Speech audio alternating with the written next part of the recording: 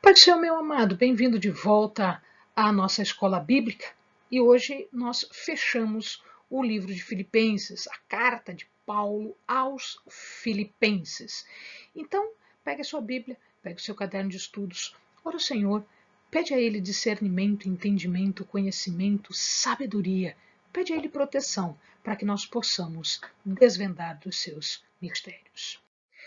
Muito bem, agora Paulo já está no final, ele já está tentando fechar a mensagem para os filipenses. Nós já estamos no finalzinho do capítulo 3 e vamos fechar também com o capítulo 4. Então faltou um pedaço do 3 e o capítulo 4 para analisarmos. E aqui ele vai enfrentar os argumentos, os problemas que os falsos mestres estão trazendo para a igreja. Então ele fala desses falsos mestres e estes homens se achavam perfeitos.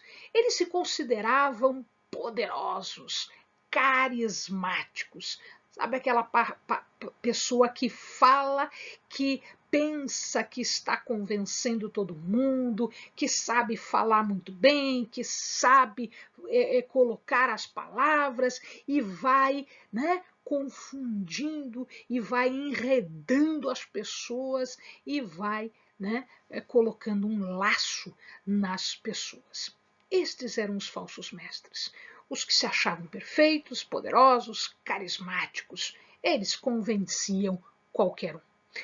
Qual era o ensino deles? Eles diziam que os cristãos já estavam ressurretos. Eles já haviam ressuscitado com Cristo. Então, Cristo morreu na cruz, morreu, Cristo ressuscitou. Quando Cristo ressuscitou, nós ressuscitamos junto com ele.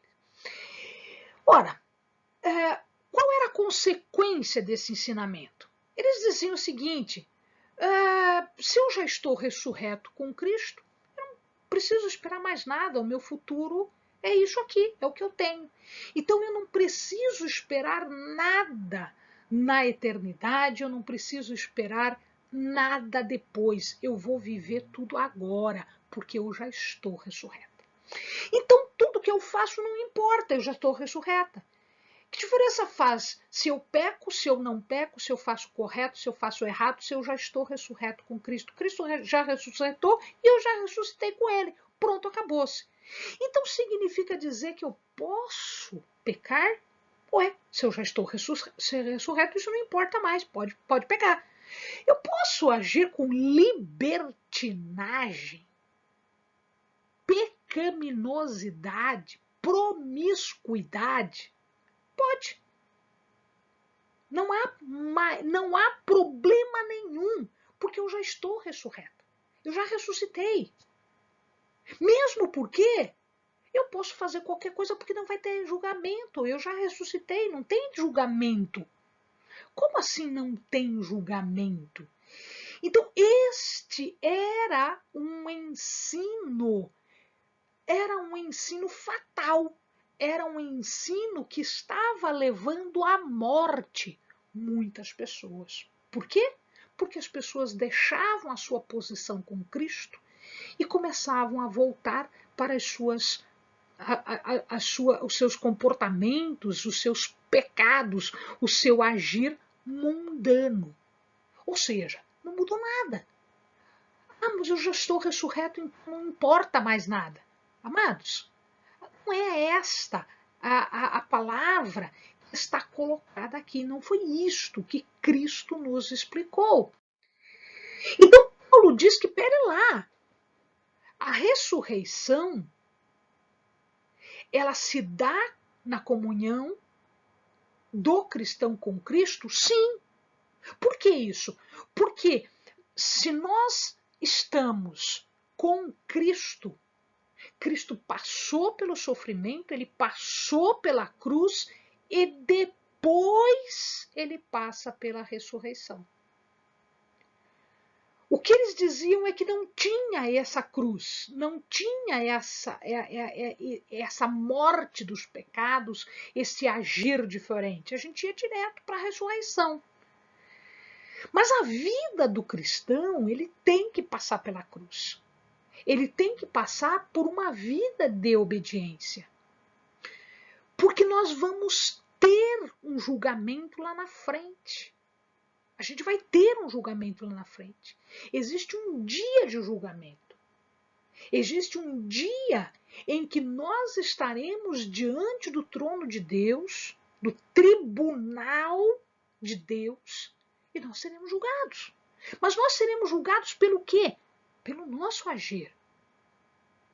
Então, o nosso agir até o dia deste julgamento tem que ser um agir diferente. Tem que ser um agir de transformação.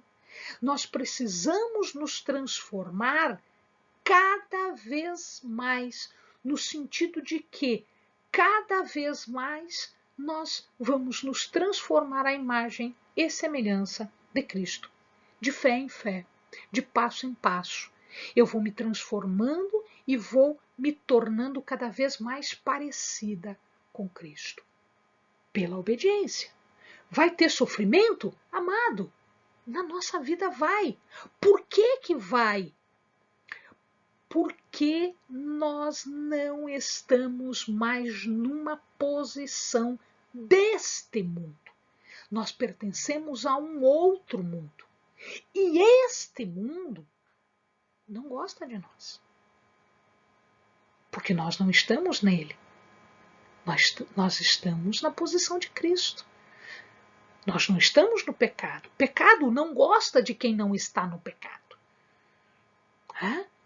Então, o que acontece é que quando nós nos transformamos, o mundo começa a nos tratar de forma diferente. Porque nós não pertencemos a este mundo, nós não pertencemos a este jeito de ser. Nós sofremos, morremos com Cristo, mas nós ressuscitaremos. Isto é futuro, não é presente, não é passado, é futuro. A ressurreição acontecerá. Como aconteceu com Cristo, acontecerá conosco, mas não é agora. Nós precisamos passar por tudo que nós precisamos passar para chegarmos neste momento de julgamento. Nós devemos nos guiar com aquilo que se tem como verdade. Cristo disse: eu sou a verdade e a vida. Eu sou o caminho. Ninguém vai ao Pai senão por mim. Qual é a verdade? A palavra de Deus é a verdade. O ensinamento de Cristo é a verdade. Então, se eu quero chegar a algum lugar, eu preciso seguir o caminho que me leve para lá. E o caminho que me leva para lá é o caminho da verdade. Ora, nós não dizemos que somos espirituais agora porque nós largamos a nossa vida de pecado, a nossa vida incorreta, a nossa vida injusta. Então, se nós somos do Espírito, nós temos que agir em conformidade com isso. É o Espírito que tem que nos guiar no nosso dia a dia. É a verdade que tem que nos guiar no nosso dia a dia. Não é o pecado. Não é a coisa errada. Não é o que eu acho que é. Eu não sou perfeita, você não é perfeito. Existiu um único perfeito. E eu estou andando na direção disso, assim como você também está andando na direção disso.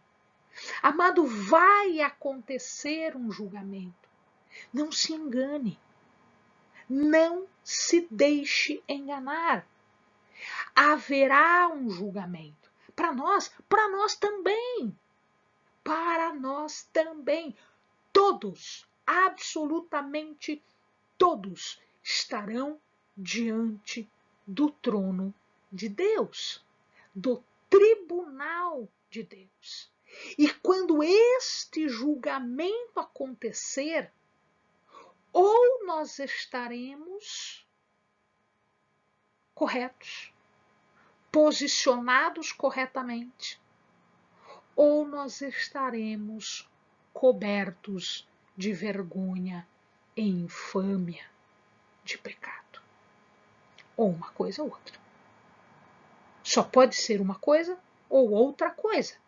Ou nós seremos julgados corretamente em posição e iremos para a glória junto com Deus.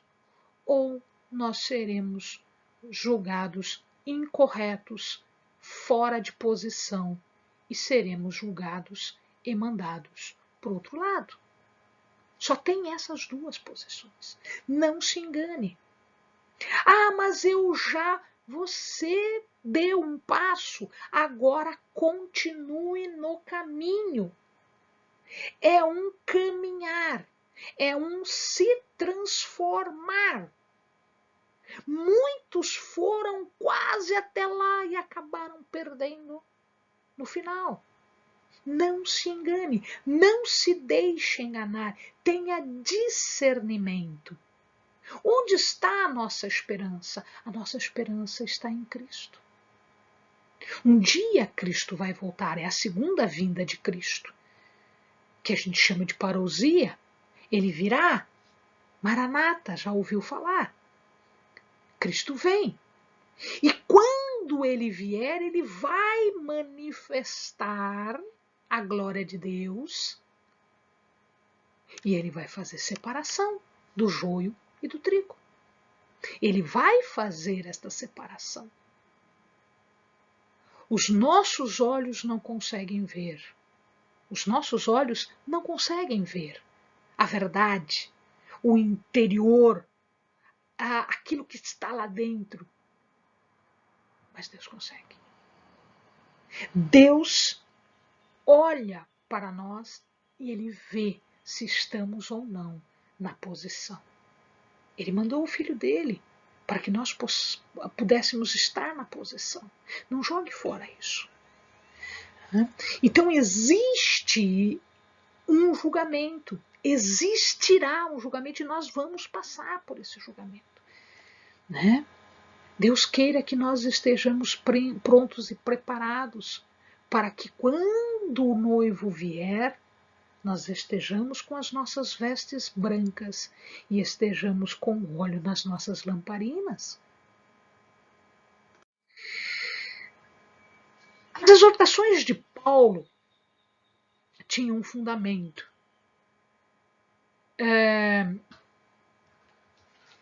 A igreja de Filipos estava passando por uma hostilidade, por uma dificuldade, por uma oposição muito forte. E eles não se prepararam para isso. Amado, se prepara, porque você está fora deste mundo de pecado. E este mundo de pecado vai tentar te pegar. Os filipenses não estavam preparados. Então as exortações de Paulo eram exatamente nesse sentido, para que o povo pudesse saber o que fazer agora e não se perder. Então ele diz que nós temos que agir com moderação, no sentido de sermos amáveis e honestos uns para com outros. Não nos perdermos nessas intrigas e nessas brigas.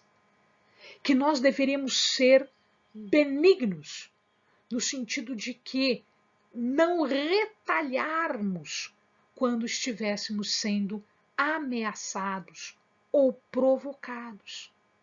Cuidado, porque às vezes o inimigo nos provoca, exatamente para que a gente possa perder a nossa paz, para que a gente possa perder o nosso posicionamento correto diante de Deus. E ele diz para nós não estarmos ansiosos. E aí ele cita a passagem que o amado já conhece, que está em Mateus 6 foi um ensinamento de Jesus, né? Então, Mateus 6, do 25 ao 34, eu só vou ler alguns trechinhos. Diz assim: não andeis ansiosos pela vossa vida, quanto ao que haveis de comer ou beber, nem pelo vosso corpo, quanto ao que haveis de vestir.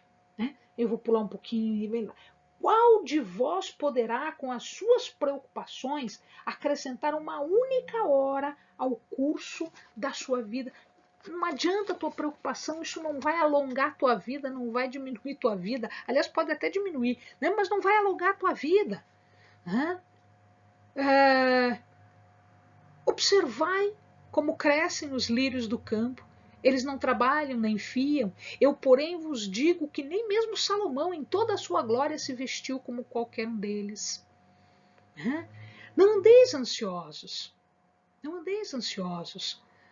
Buscai primeiro o seu reino e a sua justiça, e todas estas coisas vos serão acrescentadas.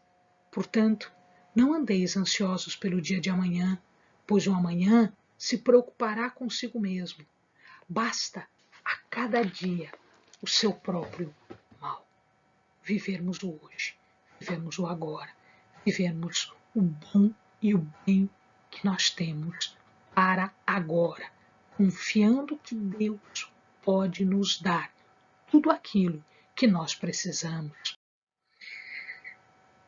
Não andeis ansiosos por alguma coisa, diz Paulo, mas em tudo, pela oração e pela súplica, com ações de graças, sejam as vossas petições conhecidas diante de Deus. Eu vou pedir a Deus, mas eu já vou prestar a minha ação de graça, ou seja, eu já vou agradecer, porque Deus dará por graça, por misericórdia. Olha aqui, e a paz de Deus, que excede todo entendimento, guardará vossos corações e as vossas mentes em Cristo Jesus. Querido, quando nós estamos ansiosos, nós perdemos a paz, nós perdemos a tranquilidade. Paulo está dizendo aqui, nos ensinando aqui, que a paz que Deus nos dá é uma paz que as pessoas não entendem. Por que você está no meio do maior sufoco, na maior perseguição, no maior problema? Você está tranquilo. As pessoas não entendem, o mundo não entende isso. Porque esta paz que Deus nos dá, de sabermos que estamos nas suas mãos e que as suas mãos são misericordiosas e cheias de graça para nos dar aquilo que nós precisamos, faz com que nós não nos preocupemos. Se as pessoas não entendem, você devia estar desesperado, mas não estamos. É uma paz que vai além do entendimento. As pessoas não entendem. E aqui eu quero chamar a atenção do amado para uma coisa. Diz ali, perto está o Senhor. Existe um nome de Deus para isso. Yahvé Shammah. Deus está ali. Deus está aqui. Querido, Deus não está longe de você. Muito pelo contrário. Deus está mais perto do que você imagina. Yahvé Shammah. Se nós pudéssemos abrir os nossos olhos espirituais, nós veríamos a quantidade de anjos que Deus nos manda para guardar-nos, para nos protegermos. Yahvé Shammah. Deus está aqui. Deus está ao alcance da tua oração, do teu coração, do teu chamar. Deus está. Paulo termina o livro agradecendo, porque ele recebeu uma oferta, os donativos do povo de Filipos, dos filipenses. ele agradeceu e disse o seguinte, e amado, isso é uma lição que nós temos que também entender. Quando alguém te oferece algo, quando alguém te dá algo, aceite e agradeça. Porque esta é a forma que Deus tem de abençoar as mãos que te abençoam. Ao receber a oferta, ao receber os donativos e a oração de agradecimento, o que Paulo está dizendo? Que aquilo que eles estavam dando voltaria para eles em suprir as necessidades, tudo que eles precisassem, em tudo que eles quisessem. O cristão, diz Paulo, tem que estar acostumado a duas situações que são difíceis também, hein?